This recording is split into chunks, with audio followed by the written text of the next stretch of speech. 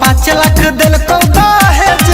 तोरा जैसन दुल्हा पर 5 लाख रुपया दिलको दहेज तोरा जैसन दुल्हा पर गैस सिलेंडर किन के लाबै करबौ नहीं भनसा चूल्हा पर गैस सिलेंडर किन के लाबै करबौ नहीं भनसा चूल्हा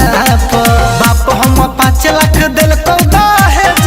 तोरा जैसन दुल्हा पर 5 लाख रुपया दिलको दहेज तोरा जैसन दुल्हा पर गैस सिलेंडर किन के लाबै करबौ नहीं भनसा चूल्हा पर गैस सिलेंडर किन के लाबै करबौ नहीं भनसा चूल्हा पर।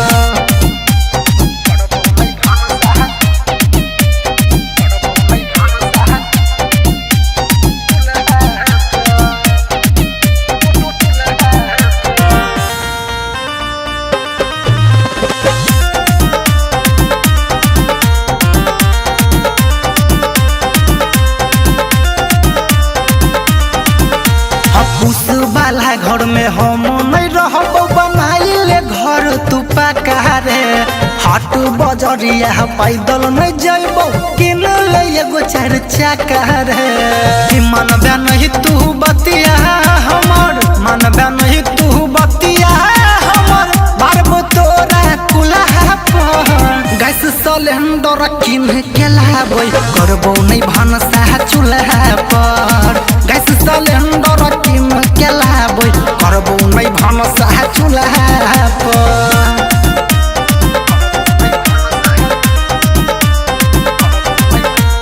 Music by Mantu Mani.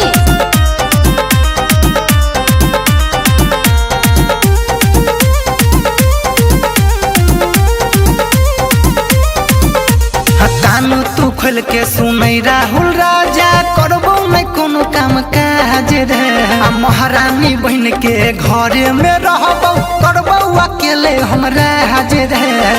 Mood हमर बिगड़िए है जतौ मूड हमर बिगड़िए है जतौ कोनो सामान हमर चूल्हा पर गैस सिलेंडर किन के लाबै करबौ नहीं भनसा चूल्हा पर गैस सिलेंडर किन के लाबै करबौ नहीं भनसा चूल्हा पर बुझली रे मर्दावा।